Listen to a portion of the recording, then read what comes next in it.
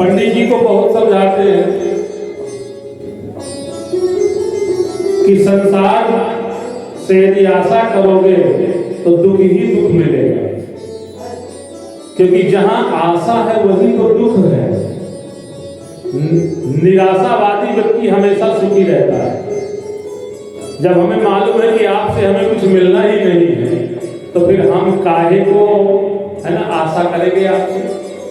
संसार किसी को कुछ देख सकता भी नहीं है, देने वाला तो भगवान ही है जो सबको देता है। एक बार हमारे रहीमदास जी ने दान शुरू किया। संतों को पता लगा तो संतों ने दोहा लिख करके भेजा और कहा, ऐसी देनी देन कित सीख हो बैन, दान करते हो प्रेम से, फिर क्यों नीचे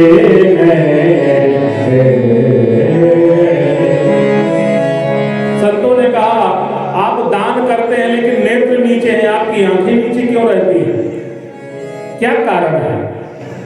तब उत्तर दिया,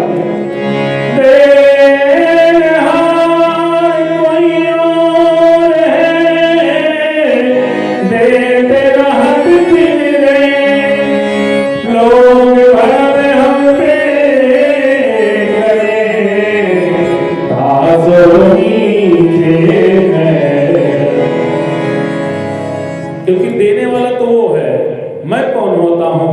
मैं तो बीच में माध्यम बना हूं, इसलिए मेरा कुछ नहीं है, सब उसी का है। इसलिए मैं अपने नेत्र नीचे किए हुए। तो संसार से आशा क्या करें? आशा करें संसार पति से, जो कि सुखों की खान है। बाबा जी ने समझाया, लेकिन पंडित जी के बात समझ में नहीं आया कि ये ज्ञान आपका मुझे समझ में नहीं आता है।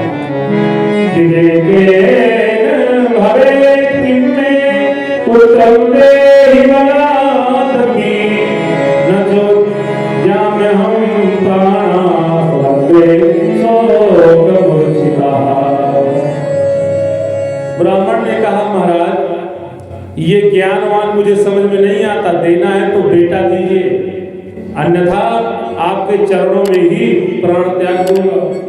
क्योंकि पुत्रादि सुखहीनोऽयं सन्न्यासा शुष्कमेव ही। जिस गृहस्थ आश्रम में बेटा बेटी नहीं है वो गृहस्थ आश्रम नहीं है, और सन्यासी का जीवन तो सूखी लकड़ी के समान है, कोई रस नहीं, नीरस है। इसलिए महाराज प्राण त्याग दे जाए, मुझे पाप लगे। तो झोले से एक फल निकाला और कहा, पंडित जी इस फल को अपनी पंडिताइन को खिला देना, अपने सामने खिला देना। पंडित जी प्रसन्न होकर के आए घर में और पंडिताइन के हाथ में दे दिया, खिलाया नहीं, और कहा, देवी इस फल को खा लो तो हमारे घर में बेटा हो जाएगा। पंडित जी तो चले गए ऐसा कह करके। पंडिताइन ने कहा, इनको भी बेटा पैदा करने का भूत सवार है, कभी इस बाबा की भभूति, कभी उस साधु का फल, कभी इसका कभी उसका, पता नहीं कहां से क्या क्या ले आते हैं। एक सखी आ गई तो सखी के सामने रोते हुए बोली, फल भक्षेण गर्भास्या, फल खाऊंगी तो गर्भ रह जाएगा, पेट बड़ा हो जाएगा, तो स्वल्पभक्षम, थोड़ा खा पाऊंगी, और पेट बड़ा ही रहेगा तो शक्ति नहीं रहेगी, गृह कार्यम कथम भवे, घर का काम कैसे होगा। तो चामुंडा तो पहले ही कहाँ घर का काम करती थी, गृह करके सुंगा लिखा पहले। कुतर्क करने लगी, अगर गांव में चोर आ गए सब भाग जाएंगे, मैं नहीं भाग पाऊंगी, आग लग गई तो मैं जलकर मर जाऊंगी। सारी बीमारी की जड़ जो है ये फल है। पंडिताइन कहती है कि जितना विधवा और बंध्या नारी सुखी है, उतना सधवा और पुत्रवती नारी नहीं सुख को पाती।